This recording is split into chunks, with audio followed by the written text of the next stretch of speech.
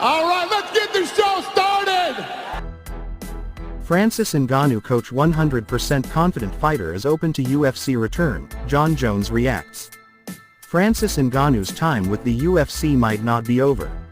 It's been over 3 years since Ngannou last competed in the octagon and 2 years since he departed in free agency to join the PFL. Ngannou has fought one time during that span, defeating Renan Ferreira via knockout in October 2024, but otherwise has been mostly out of sight. Most recently, he was involved in a tragic incident in his native Cameroon, where he was involved in a motorcycle accident that resulted in the death of a 17-year-old girl.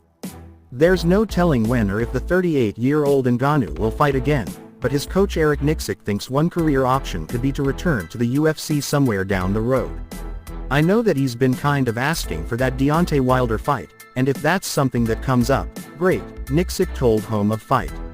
I just feel like the heavyweight division as a whole is kind of in shambles, and I think that if we can somehow, someway get this back together, there's so many options for Francis.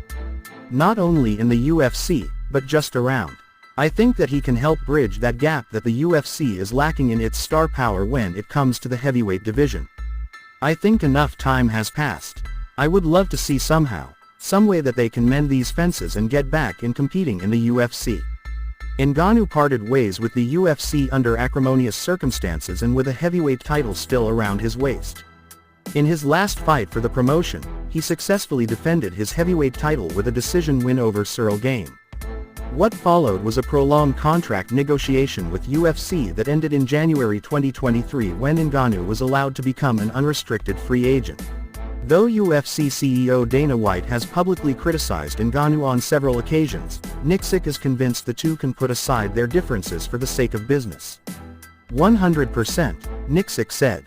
I think this is more about business than it is about ego, at least it is from Francis's side. He wants the opportunity to be paid for, it's like being an independent contractor. You want to be paid the highest amount for whoever needs your services. He doesn't want to be stuck in a position where he's not allowed to go box or he's not allowed to go do these things, but he went out and did these things and he competed and made a lot of money, proved that he could do it. So, now, where does his motivation come from? It's not about money, it's about competition, and the best competition is in the UFC.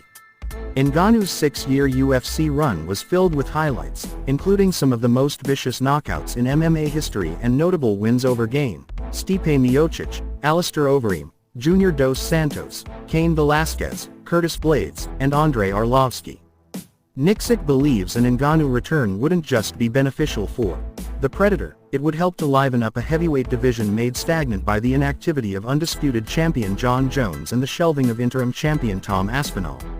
I think Dana is a smart enough businessman that it's not about his ego, it's about what's best for his company, and I think that a guy like Dana is level-headed enough to say, like, look, the past is the past and we can get through those things if these things can work out for us in the future, why not? Nixick said, why not explore those options? Look at the heavyweight division right now. What's going on? You've got this poor guy in Tom Aspinall that's been holding on to an interim belt for almost 600 days now. What are we doing here? I'm not saying Francis is the answer, but it at least adds some more value to your heavyweight division if you go out and get a guy like him and bring him back.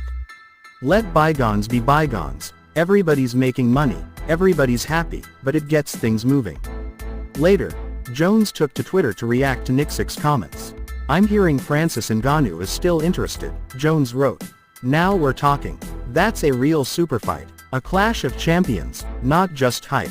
He held the UFC belt, I've defended mine for over a decade. Two kings from different roads. Not just one legend facing a mouth that's hot right now, but two real legacies colliding. That's the kind of fight that actually adds something special to my story. At least from my point of view.